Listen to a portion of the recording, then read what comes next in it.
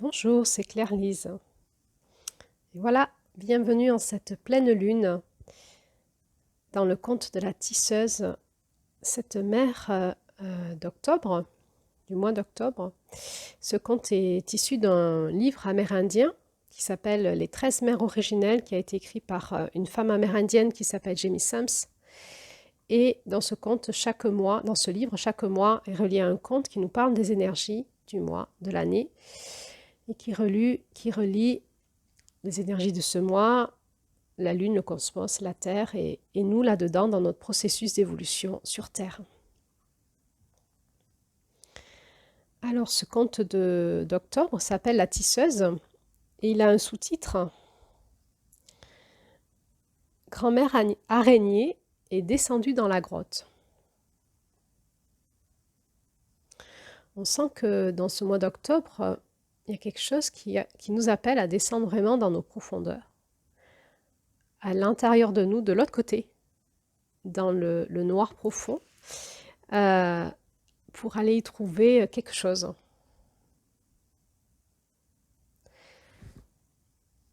Alors, il va y avoir deux audios où je vais tenter de vous expliquer, de vous décrire mon point de vue sur l'énergie du mois d'octobre en lien avec ces contes amérindiens et cette roue de médecine des 13 mères originales, que moi j'ai aussi nommé les 13 dynamiques du féminin sacré de la Terre.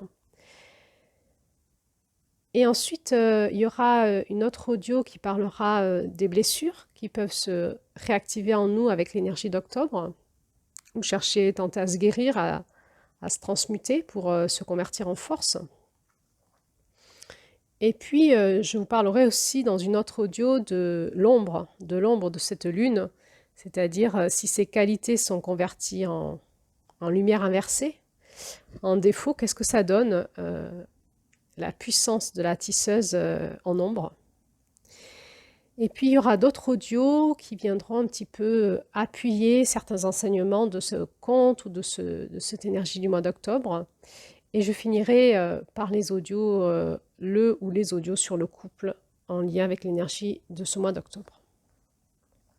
Alors, dans cet audio, je vais vous parler, vous introduire rapidement l'énergie en général de ce conte et aussi en lien avec la roue de médecine, cette roue de médecine.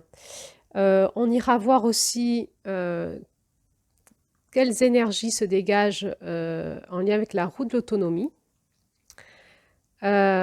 On ira voir si on convertit cette énergie de l'année en heures de la journée, qu'est-ce que ça donnerait. Et puis, on parlera de cette couleur et lumière rose et on s'appuiera entre autres sur la canalisation de Julie pour essayer de rentrer dans les vibrations de cette fréquence, pour tenter de ressentir en nous de quoi ça nous parle. Alors, dans cette roue de médecine, comme je vous la présente à l'écran, le mois d'octobre est donc le dernier mois de la porte de l'Ouest. La porte de l'Ouest, c'est la porte du féminin sacré. Donc, nous sommes là sur un mois d'intégration de tout l'enseignement que nous avons eu en août, septembre et donc octobre est l'intégration de ces deux enseignements, mais aussi de tous les enseignements que nous avons eus depuis janvier. Depuis janvier jusqu'à septembre, octobre est l'intégration de tout ça. Ça veut dire que plus on avance dans ces lunes, dans cette dynamique de la roue, plus on grandit en intelligence, en compréhension, en information. Et cette intégration, ça veut dire quoi? Ça veut dire que plus on a de la connaissance, plus notre cerveau va trier. Il va garder ce qui nous intéresse, il va élaguer les informations dont il pense ne pas avoir besoin pour l'instant. Ça veut dire que quand on va à des séminaires, à des conférences, quand on fait des formations, qu'on va à des cours, eh bien, on oublie beaucoup de choses de ce qu'on nous raconte et on va garder en mémoire que ce qui nous intéresse. Pour intégrer, pour devenir, par exemple, si on est médecin et qu'on fait 8 ans d'années de médecine, pour devenir médecin, pour intégrer les 8 ans de cours, eh bien, ça va demander de l'expérience et un cheminement. et c'est par l'expérience et par les erreurs, entre autres, et l'oubli, et aller retrouver nos cours et aller les reprendre, que l'on va intégrer. Ainsi, nous aussi, on avance dans cette roue de médecine et on est là dans un processus d'intégration intense pour les personnes qui suivent cette dynamique depuis janvier. Parce que on a vu beaucoup, beaucoup de notions, on a expérimenté aussi, on a lu beaucoup de contes, et ce mois d'octobre vient nous amener un peu plus loin dans l'intégration de tout ça dans nos profondeurs pour que nous puissions le devenir en novembre. En novembre, nous allons devenir. Le conte de novembre, le mois de novembre, et son conte s'appelle La grande femme qui marche. Et c'est vraiment celle qui devient tout ça et qui va montrer par l'exemple aux autres qu'est-ce que c'est que de devenir une femme initiée qui a réintégré son masculin et son féminin sacré, qui a réintégré. Si on regarde dans cette roue les éléments alchimiques, et on va voir que ce conte nous en parle un petit peu, la porte de l'Est semble nous parler de l'élément air, la porte du Sud de l'élément feu, et la porte de l'Ouest de l'élément eau, et la porte du Nord de l'élément terre. Et donc, le mois d'octobre, eh bien, c'est l'élément eau qui va passer dans la terre. On est vraiment dans l'intégration, c'est-à-dire une fois que toutes ces informations passent dans la matière, dans la terre, nous allons le devenir. Et cette porte du Nord, novembre, décembre, janvier, est là pour manifester, nous aider à manifester dans la matière totalement l'intégration de ces 10 mois de cheminement. Alors, si je prends le temps d'introduire comme ça, c'est simplement que j'essaye de dire que c'est une lune qui va nous faire aller dans des profondeurs, et comme de toute façon, toutes les lunes du féminin, nous ne pouvons y accéder qu'en trouvant les clés, les portes en nous, loin de notre structure psychique, loin de notre rationalité, qui n'a pas du tout accès à cette intelligence. L'intelligence du féminin, c'est ailleurs, et là, on voit bien qu'on va rentrer dans les mystères de la création. Ça nous pousse donc à aller chercher en nous des espaces de conscience, de connexion, des espaces en nous où nous pouvons nous y sentir, y vivre, y habiter, qui ont une intelligence qu'on va appeler l'intelligence du féminin sacré, et qui sont cachés à ceux qui n'y vont pas, et donc on parle là de l'espace des initiés. Le mois d'octobre va donc parler à plusieurs niveaux, et on peut lire le conte et l'étudier sur ces plusieurs niveaux, mais va proposer aux personnes initiées ou qui veulent s'initier à rentrer dans le mystère de l'utérus et de la création de l'intangible dans la matière. On est vraiment dans ce mois où le féminin sacré s'incarne sur Terre. Ce n'est plus du blabla, ce n'est plus un mystère, c'est quelque chose que l'on va ressentir en tant que femme, et aussi les hommes, en côtoyant les femmes, ou en cherchant ce féminin en eux, vont aussi le découvrir. Et bien sûr qu'on a besoin que les hommes fassent ce chemin, parce que dès qu'on peut vibrer dans le féminin sacré avec un homme, eh bien, il y a une évidence qui se passe pour la suite du chemin.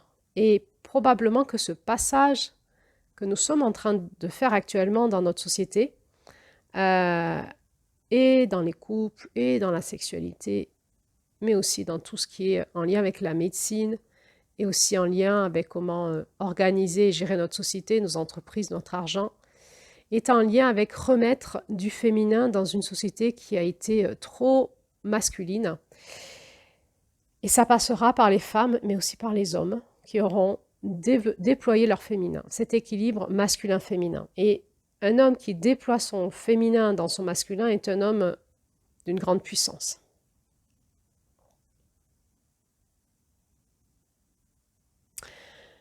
Donc, cette dynamique d'octobre va nous faire entrer dans le mystère de l'utérus et de la puissance de notre utérus en tant que femme initiée. Et on va commencer à entrouvrir les portes de l'initiation aux 5 éléments.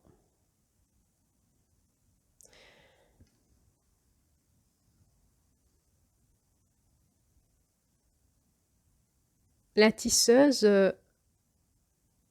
nous met en lien avec le grand mystère et les personnes qui ont la puissance de la tisseuse dans l'intangible sont des personnes qui ont un pouvoir d'action énorme dans la matière, donc ce sont des guérisseurs et des guérisseuses qui travaillent dans le monde de la vibration, dans le monde de l'énergétique et qui ont un impact fort dans la matière. Et pour les non-initiés, ça peut être fascinant ou on peut parler de miracles en fait.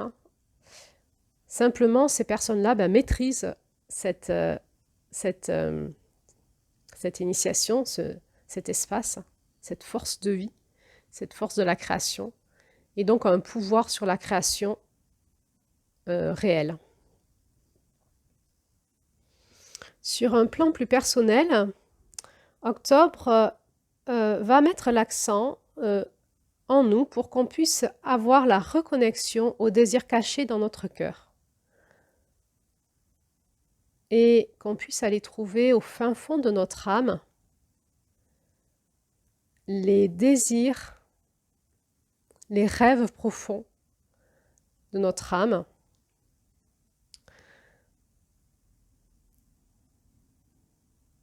Et cette initiation va essayer de nous faire comprendre comment, en retrouvant les rêves de notre âme et en les faisant remonter à la surface dans notre cœur, nous pouvons les tisser sur la toile de l'intangible. Et va nous expliquer comment ça se passe dans la dynamique des 5 éléments. On va retrouver là des concepts, des initiations alchimiques.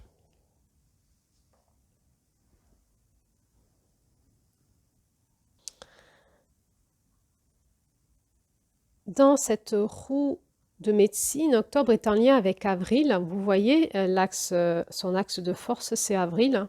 Et donc, on va utiliser la puissance d'Avril pour nous ramener au centre, pour nous rééquilibrer dans notre centre. De la même manière qu'Octobre est l'intégration d'août-septembre, Avril était l'intégration de février-mars. Et déjà, en février, on nous parlait de la dynamique de la géométrie sacrée de l'eau qui se cristallise dans l'air en forme de neige et qui vient fondre pour amener dans la terre cette onde de forme pour que la terre soit informée des désirs des humains et puisse les manifester dans la matière. Eh bien, on y est. En octobre, ça se passe réellement, on y est. Le féminin va récupérer cette information de l'eau, c'est-à-dire qu'il y a eu l'air, le feu qui a réinformé l'eau et l'eau vient amener cette information dans la terre, cette programmation vibratoire et électromagnétique dans la terre pour que la terre, l'élémentaire, je parle de l'élémentaire, pour que l'élémentaire puisse, dans le mystère de ces 5 forces avec le grand mystère, puisse le faire passer dans la matière en réalité tangible. Et puis on voit dans ce conte qu'en même temps, c'est l'espace où de nouveau la neige revient et où nos désirs cachés dans notre cœur vont se recristalliser en neige pour aller fondre au printemps et que tout ça puisse passer dans la matière l'automne prochain. Donc, on est vraiment en train de dialoguer avec notre masculin d'avril.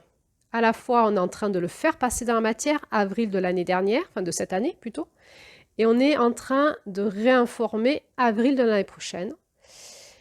Et on peut dire qu'à ce niveau-là, peut-être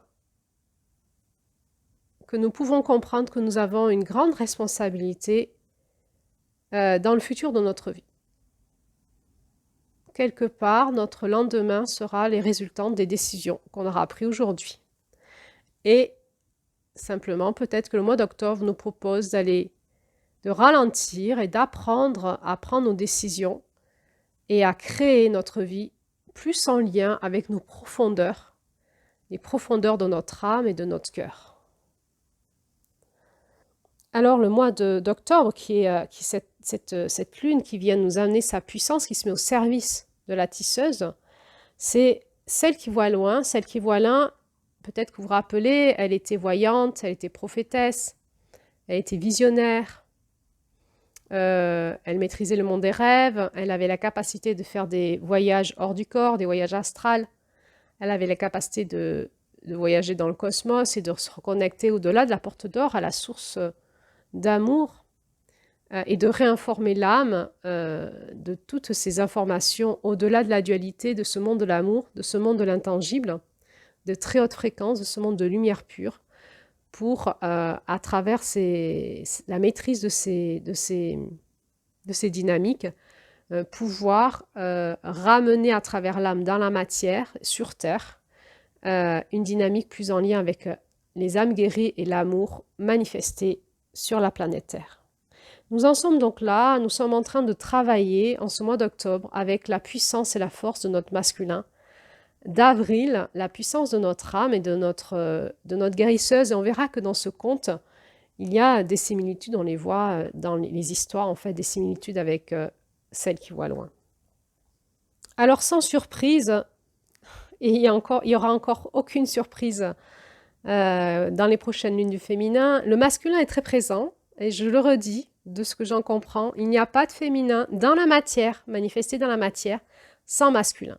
C'est le masculin qui permet au féminin de se manifester dans la matière et l'un ne va pas sans l'autre. Ils tissent, ils co-créent en permanence ensemble et ce conte nous présente ce masculin d'octobre comme une première fonction qui est le gardien de l'apprentissage. On y reviendra, mais en introduction, qu'est-ce que je peux dire sur cette notion d'apprentissage en octobre? Eh bien, en octobre, c'est le mois où notre enfant, on se rappelle qu'on a provoqué une mort-renaissance en août et une nouvelle naissance, un petit bébé qui a essayé de naître et de grandir en septembre. Et en octobre, symboliquement, cette partie de nous qui renaît est en train de grandir et on passe dans le monde de la petite enfance en nous-mêmes. C'est-à-dire que ce nouveau moi qui renaît à plus d'amour, plus de vie, plus de conscience, plus de responsabilité, va avoir besoin d'être rééduqué. Et en octobre, et on le reverra aussi en novembre, nous allons avoir avec nous une attitude très ferme pour ne pas retomber dans les anciens chemins qui nous ont amenés à la souffrance, dans les anciens travers dus à nos blessures. Et avec tout ce que nous avons lâché depuis août, et dans ce nouveau mois qui ressurgit et qui grandit, eh bien, notre masculin va veiller à ce que cet enfant intérieur de ce nouveau moi grandisse bien dans les fréquences de la vie et de l'amour qui est celle de notre Oranda, de notre éternelle flamme d'amour. Alors, je vous ferai un audio spécialement là-dessus. La deuxième spécificité de notre masculin va être le gardien de l'engagement dans la décision et les actes. Et je vais vous relire une phrase de ce conte.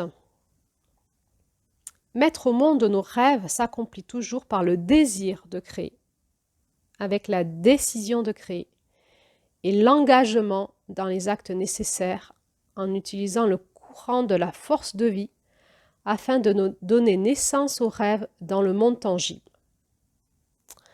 On voit que ce masculin de ce féminin d'octobre, il est très présent dans la notion de s'engager, de décider et de mettre les actes nécessaires pour faire passer dans la matière. Donc encore une fois, quand on est dans l'île du féminin, on va beaucoup solliciter le masculin qu'on a guéri, éveillé au printemps et qui va venir nous aider à l'automne dans notre féminin à installer dans la matière notre puissance de vie et d'amour. On va voir aussi, donc, il y a un troisième axe de notre masculin qui est présenté dans ce conte de la tisseuse. On pourrait le nommer le gardien des principes de la création et de la destruction. Et on va revoir là quelque chose qu'on avait vu tout de suite en août. Le féminin va d'abord utiliser son masculin pour détruire ce qui n'est pas de la vie et de l'amour, en permanence, en permanence, en permanence, en permanence, en permanence. Et veiller à bien construire et créer de la vie et de l'amour. Ce qui passe dans la matière doit être de la vie et de l'amour. Il faut abolir ce qui nous limite pour créer du neuf. Et là, nous avons besoin de faire de la place pour créer cette nouvelle vie. Et parfois, eh bien, il y a beaucoup à détruire dans notre vie pour pouvoir se donner les conditions nécessaires pour créer cette nouvelle vie que notre âme et notre cœur appellent au fond de nous. Et parfois, suivant les étapes dans lesquelles nous sommes dans notre vie, nous avons besoin de beaucoup de masculin, de beaucoup de décisions, d'engagement dans la volonté de détruire ce qui n'est pas de la vie, de l'amour en nous et de retisser, de reconstruire plus en lien avec la vie et l'amour. Ça nous demande un énorme courage, un masculin bien ancré, bien affirmé, pour pouvoir le faire. Dans ce conte, il nous est dit, c'est pas dans ce conte, je crois que c'est dans la poésie qu'il y a juste avant le conte, dans le livre, il nous est dit, Mère, tes secrets de création m'ont appris qu'en détruire les chaînes qui m'attachaient et réprimer l'expression de ma joie.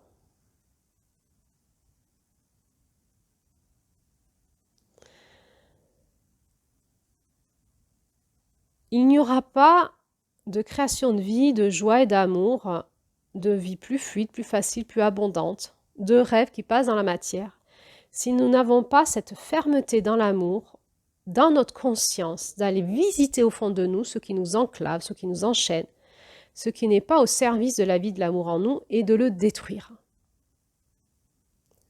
Sinon, on reste bloqué. On reste bloqué, ou peut-être en août, peut-être en septembre, peut-être en début octobre. Et ça nous demande à la fois beaucoup de fermeté avec nous-mêmes et beaucoup d'amour et de compassion dans la difficulté que ça peut générer et aussi dans le timing. Parfois, le fait de devoir détruire pourra se faire peut-être, j'ai envie de dire, de manière radicale, comme une onde de forme qui passe, comme un éclair, comme quelque chose qui passe et qui détruit brutalement. Et parfois, ça se fera sur plusieurs mois, avec beaucoup plus de douceur, toujours dans une même intelligence qui est de respecter l'équilibre de la vie de l'amour en nous et avec notre écosystème, c'est-à-dire aussi en lien avec les autres, de manière à ce que ça soit le plus juste pour tout le monde. Pour pouvoir faire cela, eh bien, nous devons être reliés à notre cœur, parce que détruire par le mental, par des illusions du mental, par des croyances, par de la manipulation de quelqu'un qui nous manipule, serait une catastrophe. Si nous enclenchons un processus de destruction, eh bien, il faut qu'il soit validé par notre cœur profond et donc par l'amour qui est en nous. Et ça nous demande une capacité d'aller se relier au centre de nous-mêmes et dans cet espace de non-dualité, dans ce féminin sacré qui est la porte de septembre, en lien avec son masculin qui est la porte de Mars, d'aller dépasser les espaces de dualité, de conflit, de combat pour pouvoir mener à bien des décisions qui sont en lien avec la justice divine. Aussi, on peut dire qu'en général, quand même, la posture du féminin sacré de la porte de l'Ouest, jusque dans cette lune d'octobre, c'est la dynamique qu'on met en mort le vieux moi et on soutient le tissage du nouveau moi. dans le soi, dans l'oranda, dans la flamme de l'éternel amour, et on encourage ce passage. C'est vraiment une dynamique de passage. Pour pouvoir arriver à recréer cette dynamique dans l'équilibre, eh bien, il faut petit à petit, à force de tourner dans la roue, d'être initié, d'expérimenter, de créer, de se laisser façonner dans la matière par ce divin en nous, eh bien, ça va nous demander l'art de maintenir l'équilibre entre notre masculin et notre féminin dans ce processus de création du nouveau moi pour qu'en novembre, on puisse être de celles et de ceux qui marchons notre parole sur la terre, marchons notre conscience, marchons notre moi divin dans la réalité. Alors dans le conte, la poésie qu'il y a avant ce conte, et je vais vous la lire parce que je vous en parle, c'est vrai qu'elle est très belle, j'en parlais dernièrement avec une personne qui lit aussi les contes et qui est très, très inspirée par cette poésie, et c'est vrai qu'elle est magnifique, je vais vous la lire. Dans cette poésie, il est dit à un moment, « Tu m'as enseigné à accoucher pour mettre au monde mes visions intérieures. » Donc là, on est vraiment dans le féminin.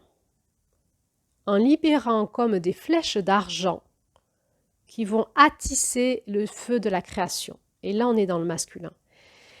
Les flèches d'argent et le feu de la création, peut-être que ça vous rappelle le conte d'Avril. Il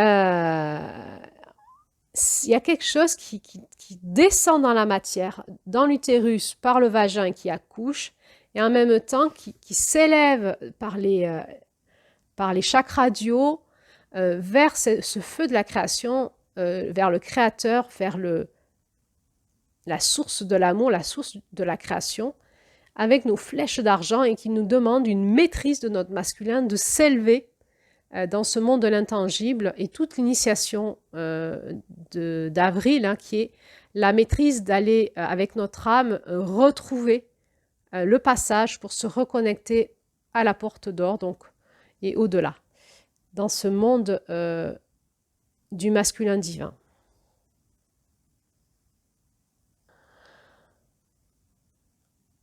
Là, il y a quelque chose qui nous parle de la maîtrise de nos corps subtils, de nos corps subtils et de notre capacité à partir dans le monde de l'intangible avec notre masculin et d'avoir la maîtrise de ces espaces-là.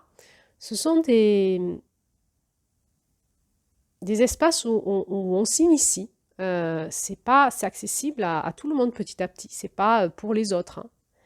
Ça nous demande à chacun simplement de nous reconnecter à notre âme et petit à petit de rentrer dans le monde de notre âme, dans ses blessures, d'en comprendre comment ça fonctionne et si on le veut, de s'initier pour pouvoir en reprendre la maîtrise, c'est-à-dire être maître dans le royaume de notre âme.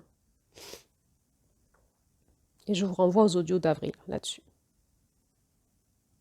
Dans l'énergie d'octobre, on va donc s'enfoncer dans un monde initiatique encore plus obscur, occulte que ceux d'avant, qui est le monde de la création des différents plans de conscience en lien avec les 5 éléments. C'est peut-être aussi une grosse partie du monde alchimique, donc on ne va pas en parler plus que ça, puisque c'est une initiation, on ne peut pas beaucoup en parler. En tout cas, il y a une partie du conte qui essaye de nous en parler. Et donc, c'est la possibilité, si vous êtes intéressé, à vous ouvrir à ce mystère et aller vous initier ou activer en vous en prière la demande de la compréhension si, par exemple, vous avez dans votre vie la sensation que vous créez des choses qui ne sont pas, qui vous mettent en difficulté, en souffrance, d'aller comprendre qu'est-ce qui se passe dans votre âme pour que votre vie soit comme ça. Si je fais une grande synthèse de ça, c'est ça en fait. C'est-à-dire, on est en train d'apprendre qu'est-ce qui se passe dans mon âme pour que ma vie soit créée comme ça. Tout simplement. Qu'est-ce qui se passe dans mon âme pour que je vive ça sur Terre? Qu'est-ce qui se passe dans mon âme pour que j'ai telle maladie? Qu'est-ce qui se passe dans mon âme pour que j'ai tel style de relation, tel style de drame, tel style de répétition?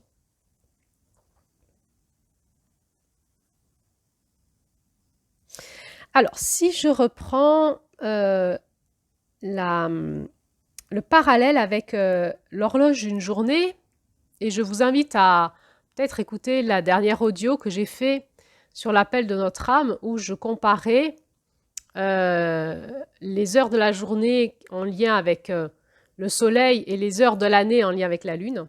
Eh bien, si nous remettons en parallèle le mois d'octobre sur une pendule d'une journée, on serait dans les heures aux alentours de 19, 20, 21 heures, aux alentours de 20 heures.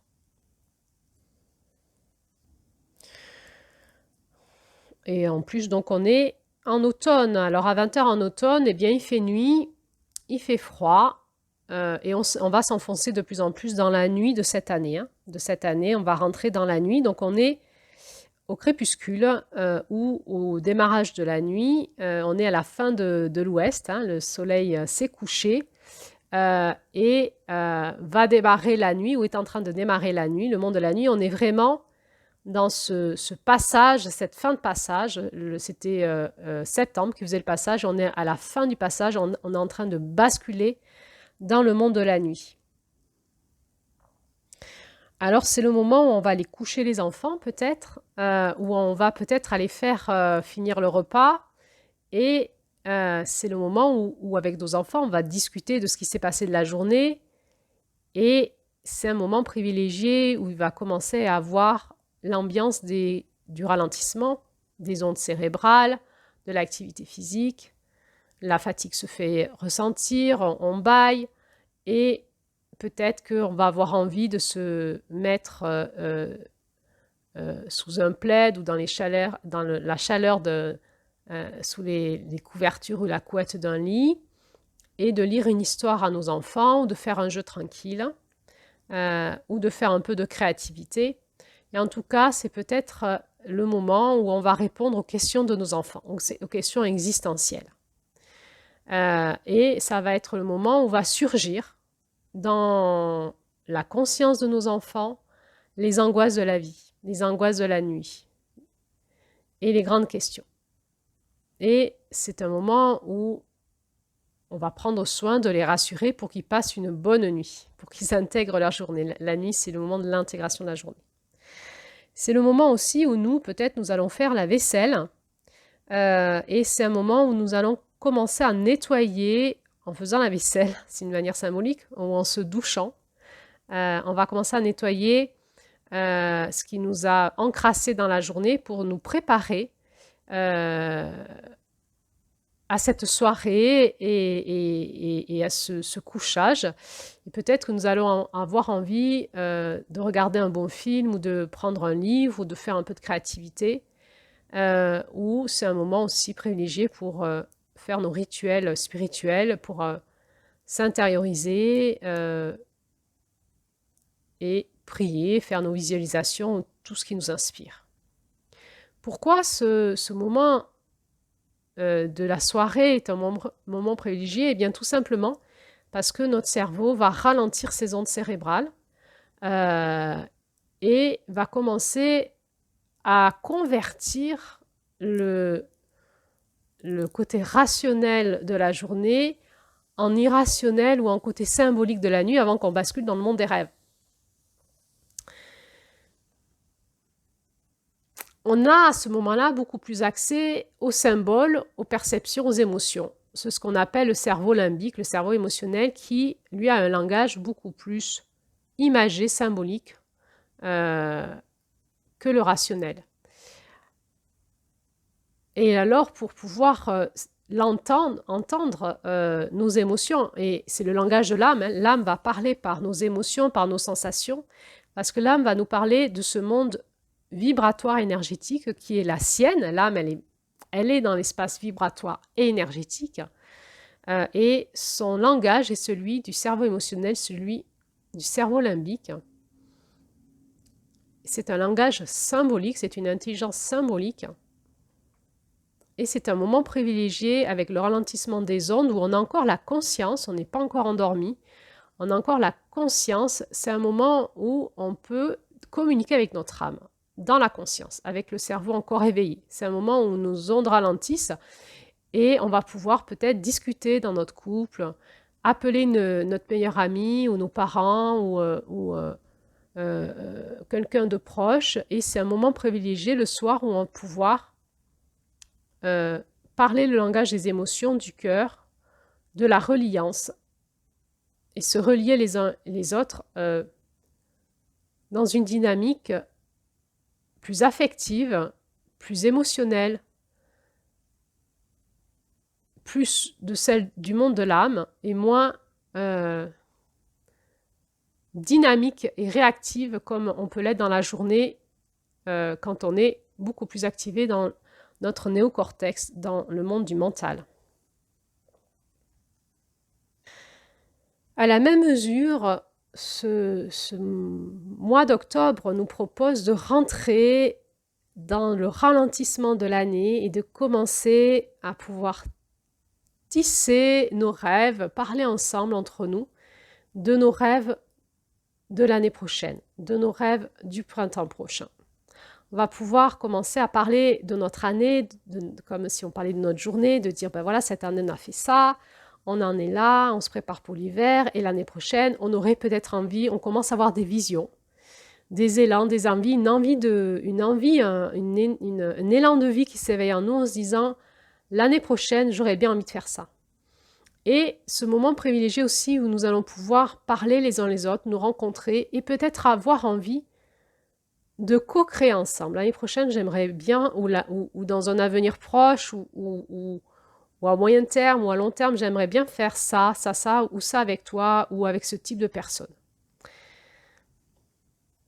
C'est le moment aussi, octobre, où on va se dégager de toute la crasse de l'année, encore, comme se doucher, comme se mettre en pyjama, pour rentrer dans cette phase de l'année où on va être beaucoup plus en lien avec un espace plus spirituel, donc plus connecté vraiment à la réalité de la vie de l'amour et moins dans l'action et le faire. L'action et le faire à l'extérieur de nous.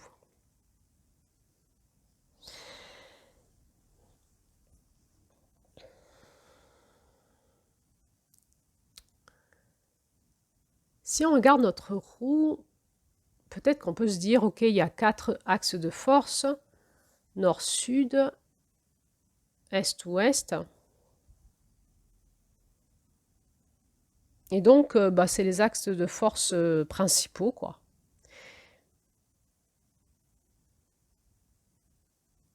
En réalité, comme tout est intriqué dans tout, et que ce que l'on voit n'est qu'une illusion, les axes de force sous-jacents, qui sont le nord-est, le sud-est, le sud-ouest et le nord-ouest, sont des axes de force très importants. Et on avait déjà commencé à voir la vibration du 8 en septembre, avec l'étoile de Vénus qui était venue l'étoile de l'amour, qui était venue nous initier à ça, et en octobre, on y est. Alors, le mois qui vibre sur le 8, c'était août, et on avait déjà commencé à parler du lemniscat, de la fréquence du 8. En septembre, on en avait parlé un petit peu plus. Et en octobre, on y est dedans. On y est dedans avec l'énergie de l'araignée. L'araignée, c'est l'animal à 8 pattes. Et on est profondément en résonance avec la vibration du 8. Et ce 8, va nous parler des 8 axes de force dans cette roue à 12 lunes. Avec cet axe de force particulièrement fort qui va être donc cette dynamique octobre-novembre et avril-mai. On y est. C'est un axe de force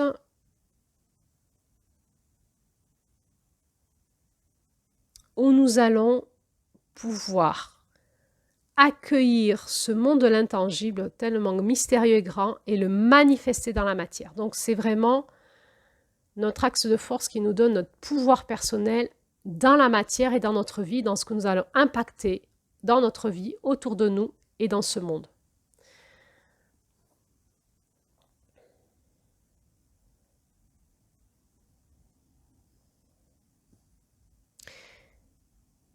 Et je réinsiste que octobre est vraiment un mois qui va nous faire rentrer dans des profondeurs. Quand j'anime des groupes de femmes, eh bien, il y a beaucoup de rituels puissants, des voyages chamaniques particuliers, on fait de la créativité particulière. Et j'essaye par des propositions d'expérience, de faire passer des messages qui ne peuvent pas se dire par la voix. Donc je suis désolée, je ne peux pas vous dire autre chose qu'il y a des clés à trouver par l'expérience, par l'initiation, en fouillant dans les encodages du conte et dans les encodages de cette roue, pour pouvoir petit à petit capter en soi la puissance du processus que ce divin essaye de faire passer dans la matière et essaye de nous communiquer pour que nous puissions en retrouver la maîtrise.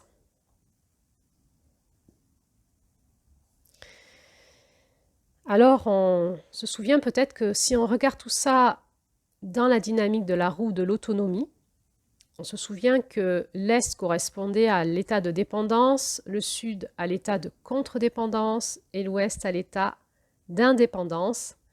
Eh bien, nous sommes en train d'intégrer l'indépendance avant de passer au Nord à l'interdépendance, c'est-à-dire la co-création entre personnes initiées.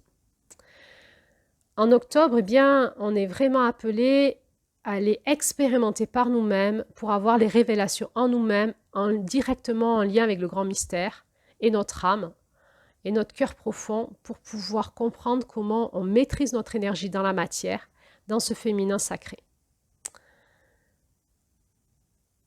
Il y a vraiment quelque chose où en individuel, nous avons besoin d'aller chercher, prendre le temps, d'aller fouiller, d'aller chercher, de suivre le chemin de notre âme, de suivre le chemin de notre Oranda, de notre intelligence divine qui est là et qui va nous amener, si on se laisse guider dans les méandres de cet intangible, à notre source et à la source de notre intelligence propre. Et il va y avoir là des activations de reliance avec certaines personnes, certains enseignements, certaines initiations. Et c'est tout la dynamique de la tisseuse, c'est que nous sommes à la fois seuls ou seuls et absolument pas seuls ou seuls. Il faut pouvoir s'engager seul dans cette expérience de soi-soi, c'est-à-dire se faire son propre dogme, sa propre perception, sa propre compréhension par l'expérience. Et en même temps, on est tous interreliés, on n'est jamais seul. Et c'est là où ce monde étrange de l'intangible, qui est le monde de la tisseuse, où on est tous interreliés, va rapidement nous mettre en interconnexion avec d'autres choses qui vont nous accompagner dans notre chemin initiatique personnel et qui va nous faire comprendre qu'en réalité, on n'était pas seul.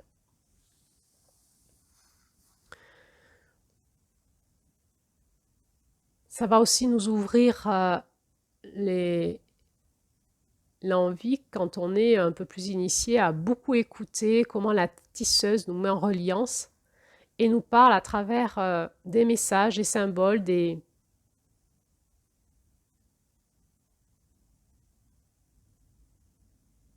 rencontres, et de comprendre finalement que dans cette illusion de séparation dans laquelle nous met le monde du jour, le monde de cette réalité de la lumière du soleil, où on a l'impression que ce qu'on vit le jour éclairé par le soleil est la réalité, et la nuit, tout d'un coup, quand le soleil n'est plus là, on voit d'autres réalités qu'on ne voyait pas. Eh bien, dans cette autre réalité qu'on ne voit pas, eh bien, nous allons prendre conscience que nous sommes absolument pas seuls et tous interreliés, et qu'il y a une autre intelligence qui nous gouverne, qui est plus systémique, qui est plus cosmique, qui est plus dans une espèce de mandala collectif, de danse collective, dans une dynamique d'une temporalité qui est beaucoup plus grande que celle de la journée, même des mois de l'année. Et tout d'un coup, quand on peut prendre conscience de ça, eh bien, il y a une joie profonde qui naît dans nos interreliances. Tout d'un coup, nous pouvons comprendre que nous ne sommes pas juste des êtres humains qui se rencontrent, mais nous sommes des âmes qui nous rencontrons, venues de plein d'espaces du cosmos, et que nous co-créons ensemble quelque chose. Et là, la vie commence à s'éclairer de beauté.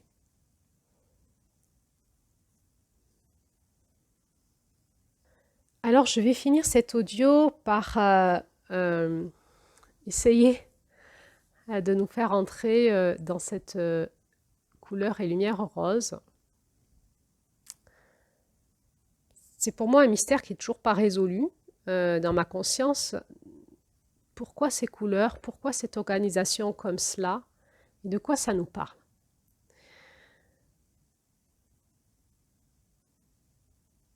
Le seul élément que j'ai eu et que j'ai pu reconvertir en rationalité, parce que j'ai eu plein d'éléments qui me semblent encore trop flous pour pouvoir y mettre des mots dessus, mais il semblerait que dans chaque couleur, il y a une fréquence de lumière blanche et une fréquence de lumière noire. C'est-à-dire que la couleur, elle est et en expansion dans la rayonnance de la lumière et en rétraction.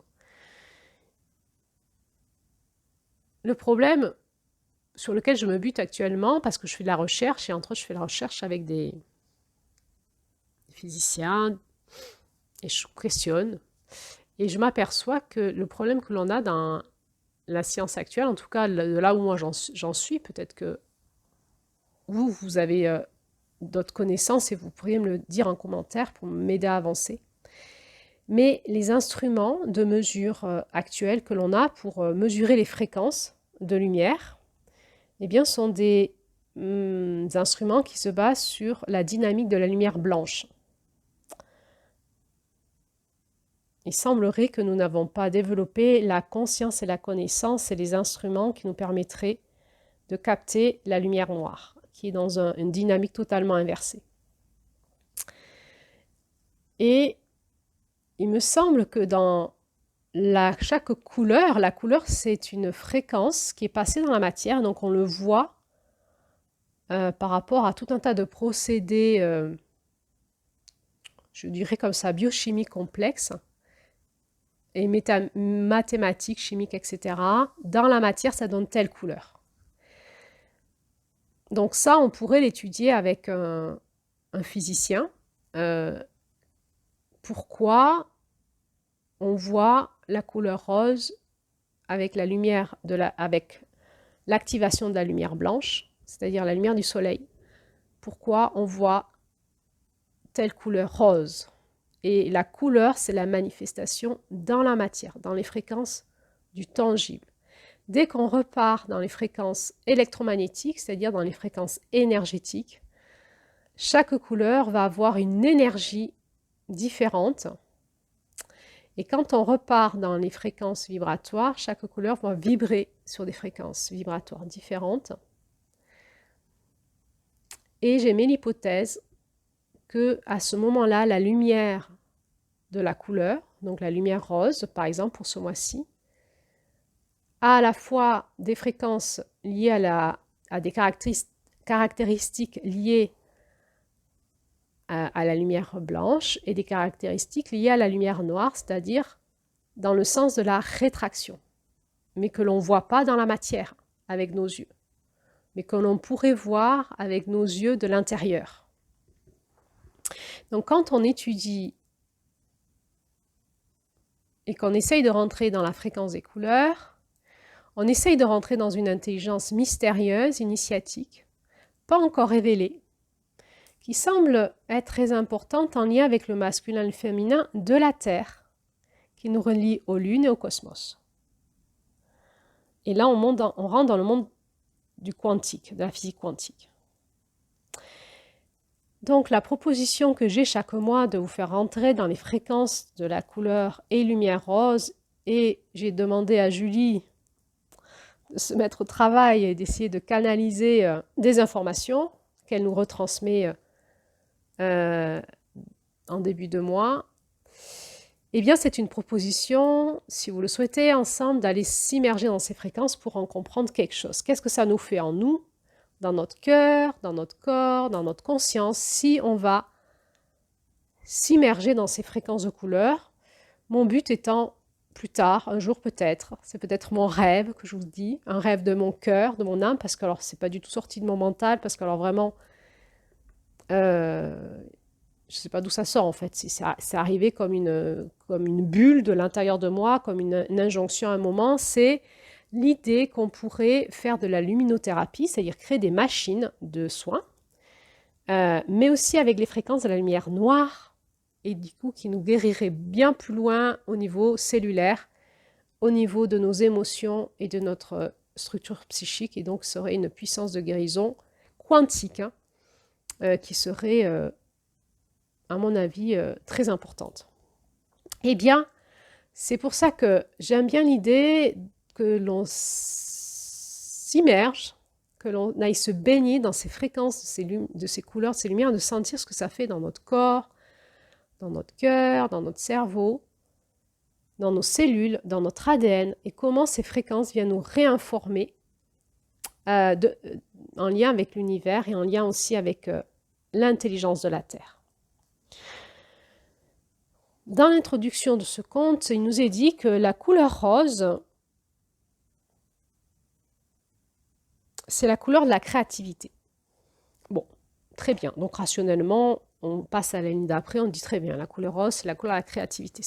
Simplement, quand on rentre dans le questionnement intérieur, mais pourquoi diantre, pourquoi le rose serait la couleur de la créativité? Eh bien, on va essayer de regarder avec cet œil intérieur. La dynamique, c'est comme si notre œil intérieur pouvait voir la dynamique de la lumière noire du rose. Et on va essayer d'écouter ce que nous dit Julie, puisqu'elle nous parle un petit peu de ça. Et chacun vous ferez le travail à votre façon, parce que moi, le décodage, pour moi, c'est un exercice difficile de décoder ce que nous dit Julie. En tout cas, ce qu'elle canalise, parce qu'elle-même, après, rationnellement, elle ne sait pas ce qu'elle dit. Donc, on en est au balbutiement d'une recherche et on pourrait vraiment, chaque année, rentrer un peu plus loin dans les portes de ces fréquences de lumière pour un peu plus être initié et comprendre ce mystère de la création, puisque la création est probablement en lien avec le monde quantique, le monde de la lumière, qui encode, qui crée, qui fait passer des fréquences, des sons, des couleurs, et qui crée la matière. Aussi, quand on essaye de lire cette roue et d'essayer de comprendre comment fonctionne la dynamique de ces couleurs, quelle en est l'intelligence, quelle est la dynamique de cette roue, elle est excessivement complexe, probablement bien plus complexe que je peux le comprendre, et je vous la simplifie pour l'instant, mais on rentre dans le monde de la tisseuse, c'est-à-dire que dans l'intangible, il y a des trames qui sous-tendent la matière, et toute une intelligence qui n'est visible que pour l'œil intérieur est compréhensible que pour la conscience intérieure. Parce que ce que nous voyons qu'avec la lumière blanche, c'est une illusion. Parce qu'il nous manque la vision avec la lumière noire et la réalité serait certainement cette vision lumière blanche et lumière noire confondues qui nous expliquerait comment on est foutu, comment se passe la création. Si vous faites un trajet de conscience, un trajet d'éveil, de développement personnel, de guérison psychologique, et que vous allez voir des thérapeutes, psychologues ou enseignants, etc., praticiens de je ne sais pas quelle technique, méthode, vous connaissez ça. C'est-à-dire que nous partons en séance, en début de séance, par parler de la réalité de notre vie avec la lumière blanche. Il s'est passé ça dans ma vie, j'ai vécu ça, j'en suis là, je me sens comme ça.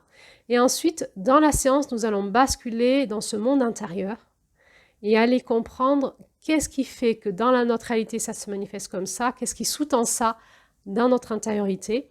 Et on peut le faire par la psychologie, par les régressions de conscience et par tout un tas de méthodologies. Moi, j'utilise aussi des méthodes en soins vibratoires ou en soins énergétiques pour aller comprendre ce qui se met en symptôme ou ce qui se met en lumière dans la vie de cette personne, qu'est-ce qui se passe dans son intériorité pour que ça se passe comme ça. Ces deux mondes co-créent ensemble en permanence et c'est vraiment l'espace de la tisseuse. Et cet espace-là, c'est l'espace probablement du quantique et des fréquences de lumière. Et quand nous essayons d'étudier la dynamique des couleurs et des lumières, nous rentrons dans le monde de la tisseuse. C'est pour ça qu'aujourd'hui, je prends le temps de vous expliquer tout ça.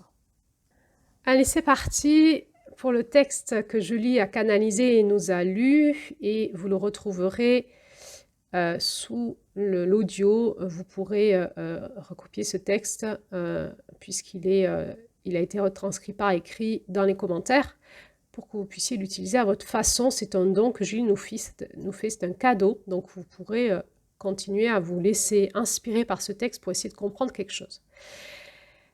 Alors, la lumière rose est ce qui soutient l'espace lunaire et fait le lien avec l'intraterre. Il est évident que quand nous rentrons dans l'espace de la vibration et de l'énergétique, la vie ne s'arrête pas à la surface de la Terre, qu'il y a toute une vie dans l'intraterre jusqu'au centre de la Terre, auquel nous sommes reliés par des fréquences énergétiques et vibratoires. C'est ce qu'on appelle, dans toute l'initiation énergétique et de toutes les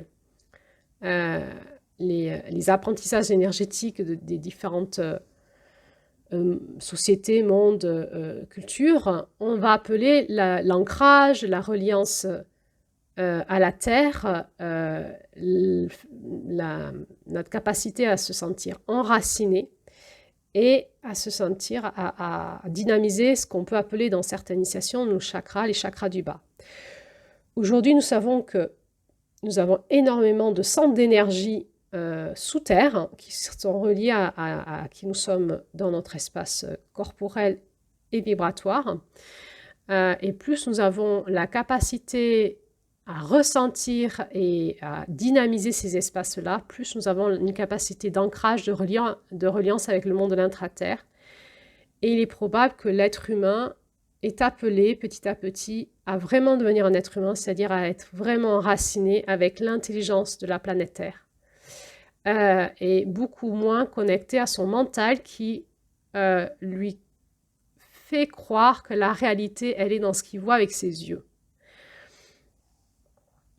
Donc, cette lumière rose qui crée le lien entre l'espace lunaire et l'intraterre est un mystère, mais on comprend bien qu'il y a une dynamique qui se passe entre la Lune et la Terre, le cosmos, et d'autre part la Lune avec d'autres lunes. Je crois qu'elle va nous en parler un moment, elle va nous parler des lunes au pluriel. Et en fait, on sait que tout se passe à la fois et en fractal et de manière holographique, c'est-à-dire que tout est dans tout. Et que ce qui est dans l'infiniment petit se retrouve dans l'infiniment grand. Et que la Lune qui reflète le Soleil n'est que le reflet d'une autre ligne d'un autre Soleil sur d'autres plans. Et ça, c'est important à dire. Et la Terre est reliée au cosmos par des fréquences relais qu'on peut appeler les fréquences lunaires, qui reflètent. Le fait de refléter est intéressant et pose question, en fait, puisqu'il y a des angles, des rayons qui sont différents, etc.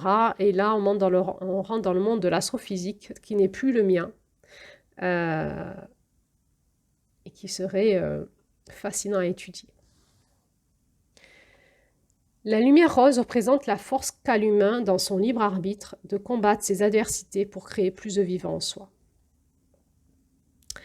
Dans ce conte, il nous est beaucoup parlé de la force de vie, on nous a beaucoup dit que la tisseuse était la protectrice de la survie. On nous parle de la force de vie, de la force de la créativité. Et nous sommes appelés à redynamiser en nous, dans notre libre arbitre, nous dit ce texte, cette force de vie et donc à combattre nos adversités pour créer plus de vivant en soi. Il faut comprendre que dans le processus de la création, c'est nous qui créons. C'est notre corps en permanence qui crée nos cellules. C'est nous qui créons nos pensées et qui avons une capacité d'influencer nos émotions. Et plus on va reprendre la maîtrise de notre corps physique, émotionnel et vibratoire, plus nous allons comprendre que notre être est comme un instrument de musique et que nous avons la capacité de jouer la musique que nous voulons, c'est-à-dire on peut jouer la musique de l'amour et du vivant ou de la mort et de la haine, du souci, de la peur, etc. Et évidemment que quand nous voulons recréer en nous de la vie, de l'amour, eh bien ça va nous demander d'être là en présence pour traverser les adversités. Comme un fil de soie qui traverse les espaces pour se relier à la vie, qui pulse du cœur vers les autres organes. Cette couleur et lumière rose nous parle de cette vie intérieure qu'on a dans notre corps et de toute cette médecine énergétique qu'il y a entre les organes. Ça nous rappelle peut-être un petit peu la médecine chinoise ou d'Inde, qui nous parle des points d'acupuncture, des méridiens, des nadis, des chakras, etc. Toute cette dynamique intérieure que nous apprenons, d'autre part, avec toutes ces médecines, à entretenir, à redynamiser, à guérir, et ça marche. Donc on sait que cette médecine est une vraie médecine, c'est la médecine énergétique. Et la lumière rose est en train de nous dire il y a quelque chose qui se tisse en permanence entre votre cœur et vos organes, entre la lune et l'intraterre, entre vous et l'intraterre, vous et la lune, vous et le cosmos, etc. Tout se tisse en permanence, comme un fil de soie qui traverse les espaces. La lumière rose s'apparente à une pulsation. Ça me fait vraiment penser à une lumière qui scintille au cœur, à la pulsation des cellules, à la pulsation des organes, un oscillement aux tissus musculaires qui peuvent s'expanser. On n'est pas dans la dimension osseuse, on est plus dans la dimension musculaire, hein, le rose. Le muscle du tissu du cœur et de tous ces muscles striés qui sont roses, rouge-rose, et qui peuvent s'expanser. C'est-à-dire qu'il y a une dynamique de souplesse et c'est ce qu'on appelle la fonctionnalité. Il y a la structure qui ne bougera pas et la fonctionnalité. La structure, elle nous relie plus au masculin, c'est-à-dire à la sécurité, à la force de l'ancrage, et puis la fonctionnalité va nous ramener plus à la vie, au plaisir, à la jouissance. La couleur rose, reliance du ciel sur la terre en soi. Reliance du ciel sur la terre en soi. Et le passage vers la passion envers soi. Avec le fil de l'amour pour notre humanité. Quand nous sommes reliés au-delà de la porte d'or et que nous ramenons cette fréquence, cette vibration dans notre corps, sur la terre, eh bien, à un moment, on va parler de l'amour de soi. Mais l'amour de soi, il n'est pas égoïste, égocentrique, narcissique. Il est vraiment dans ce fil d'amour que nous pouvons reconnecter en nous et redynamiser en nous. Et nous allons le vivre, le ressentir. Et nous allons vivre cette passion pour nous et pour notre humanité. C'est vraiment retrouver en nous, dans cette couleur rose, cette fréquence de l'amour inconditionnel pour nous et pour l'humanité. Parce que nous avons un destin en tant qu'être humain qui est vraiment de faire passer le ciel sur la terre dans la matière à travers nos corps. Et c'est vraiment la médecine de la tisseuse. La médecine de la tisseuse, elle a été créée pour que les êtres humains puissent faire passer sur terre toute la dynamique du ciel à travers eux, dans la matière, dans une grande chorégraphie que nous jouerions tous ensemble. Et pour cela, donc, nous devons combattre nos adversités pour créer le vivant en nous. Cette couleur rose, donc, reliance du ciel sur terre en soi, et l'apprentissage qui apprend le tissage comme la lune tisse avec les lunes et avec les astres, avec la terre et les hommes, les femmes et les êtres vivants. L'apprentissage, apprendre à tisser, comme la lune tisse entre les lunes, avec les astres, avec la terre, les hommes, les femmes et les êtres vivants. Donc on voit bien que là on rentre dans un monde de l'initiation et qui nous demande un œil éclairé de l'intérieur pour comprendre ce monde énergétique et vibratoire qui nous expanse vers l'extérieur et qui va nous expanser dans le cosmos, dans l'intelligence du cosmos. La couleur rose intègre la vie dans le processus de mort et dans la temporalité. Et donc, les lois de la Terre, de l'incarnation, nous font rentrer dans ce corps de chair, avec cette chair rose. Et ce corps de chair a une temporalité et est soumis au processus de la mort. Et donc cette couleur rose, cette tisseuse, est tissée c'est comme des programmes, des règles de jeu, des règles de vie, des lois. Et dans cette dynamique de la vie sur Terre a été prévue la temporalité et la mort. Et donc cette fréquence rose nous fait rentrer aussi là-dedans. La couleur rose compatissante, abondante, s'appuie encore et encore sur la grâce, avec une tendre persévérance et une révérence. On rentre vraiment là dans cette dynamique complexe et alchimique du masculin et du féminin, dans quelque chose qui vient de manière très masculine nous ramener dans la conscience du ciel sur la terre et de notre responsabilité à dépasser nos adversités et à créer dans un processus entre nous, dans un processus qui nous ramène à une temporalité et un processus de mort aussi, la vie avec la mort.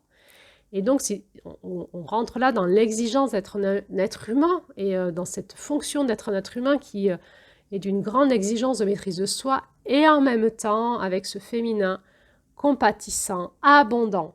On va rentrer dans la notion de l'abondance qui s'appuie encore et encore sur la grâce. La grâce, c'est la capacité à dire j'y arrive pas, c'est plus dur, c'est trop dur, c'est plus fort que moi.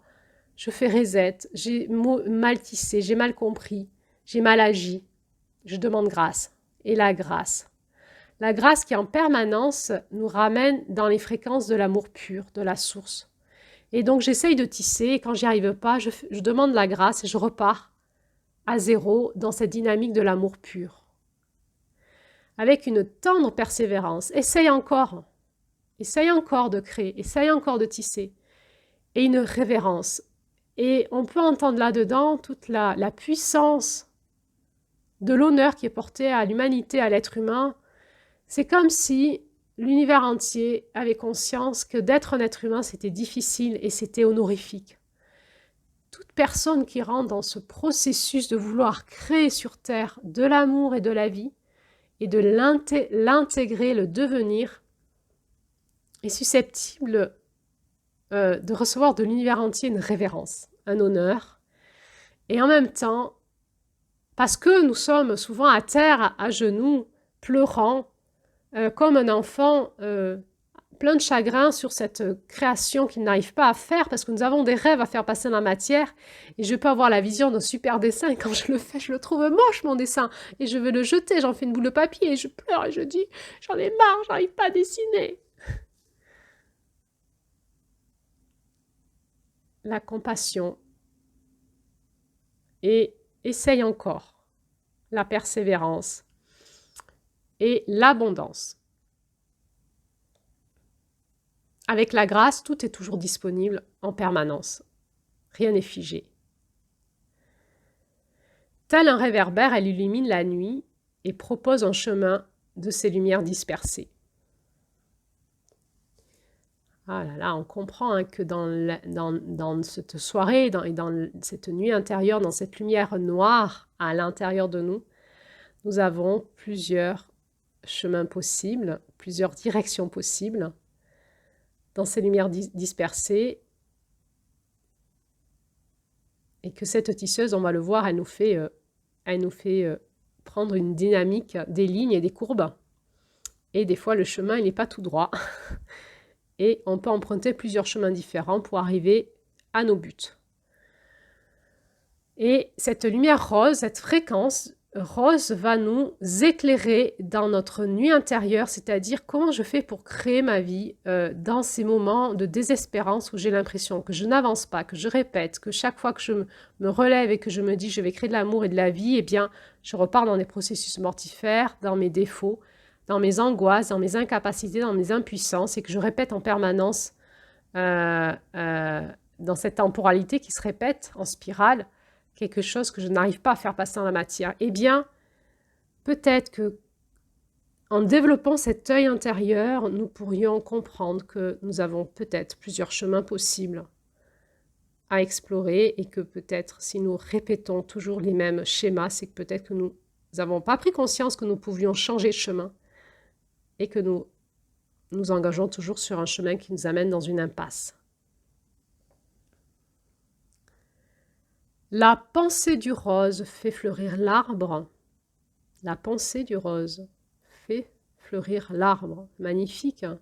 C'est la sève, c'est ce féminin, hein, qui vient donner cette fleur, hein. Et pourtant, on est à l'automne, on n'est pas au printemps, mais on est déjà dans le printemps. On sait déjà que ça va passer dans la matière au printemps. Et dépose le cœur dans les racines. Magnifique. On est déjà en train de préparer notre printemps. On est déjà en train de refaire pulser nos racines dans la fréquence du cœur, de ce cœur de septembre.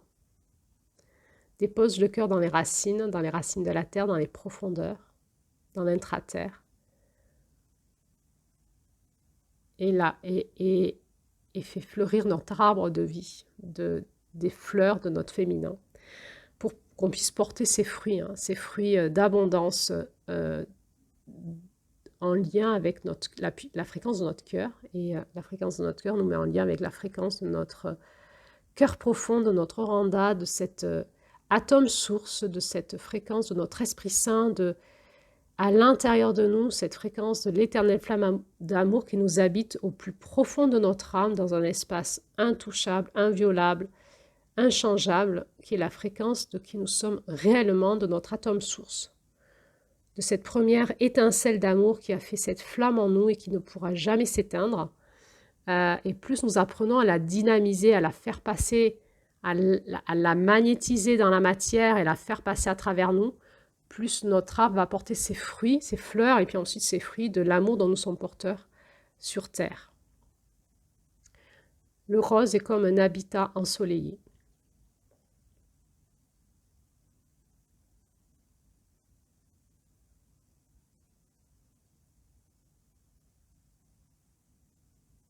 Il y a quelque chose qui nous éclaire de l'intérieur. Ce féminin qui s'éclaire de l'intérieur, ça fait penser à un peu peut-être à la sexualité aussi. Tout d'un coup, ce corps de femme va s'illuminer de cette fréquence de lumière que lui amène cet homme dans l'amour. Le côté où on peut se redynamiser de l'intérieur, dans notre utérus, dans notre vagin, dans notre utérus, dans notre bol de médecine interne, de ces fréquences de l'amour, de la lumière du masculin qui vient féconder et nous éclairer de l'intérieur et amener dans le cœur de nos racines cette belle sève qui va amener ces fruits, ces fleurs et ces fruits qui sont nos pensées, nos émotions, nos idées, notre foi et finalement notre passage à l'acte dans la matière et notre concrétude. Et bien voilà, cette première audio d'analyse touche à sa fin. Je vais vous faire une deuxième audio sur l'analyse du conte avant de continuer sur les autres audios dans les prochains jours qui nous accompagnera. Donc il y aura plusieurs audios qui vont nous accompagner sur cette lune descendante d'octobre. Je vous souhaite donc un bon chemin en vous-même avec cet œil intérieur, hein, celle qui voit loin et celle qui voit loin à l'intérieur de soi, celle qui voit loin à l'extérieur. C'était Avril et la tisseuse nous propose de ramener cette lumière blanche inversée en lumière noire pour avoir cette même vision qui voit loin à l'intérieur de soi. Et à un moment, s'aperçoit que ça se rejoint et que ce qui est à l'intérieur de nous est comme à l'extérieur et que c'est le même monde. Et c'est ça qui est le mystère. C'est que nous sommes porteurs en nous de tout l'univers. Et nous avons accès à toute la création en allant à l'intérieur de nous. C'est le mystère du monde quantique, de la lumière, de la fréquence. C'est le mystère que nous sommes en train de découvrir actuellement. C'est une période merveilleuse et au niveau scientifique et au niveau spirituel. Eh bien, je vous souhaite donc un bon chemin avec tout ça et je vous dis à bientôt pour la suite. Merci.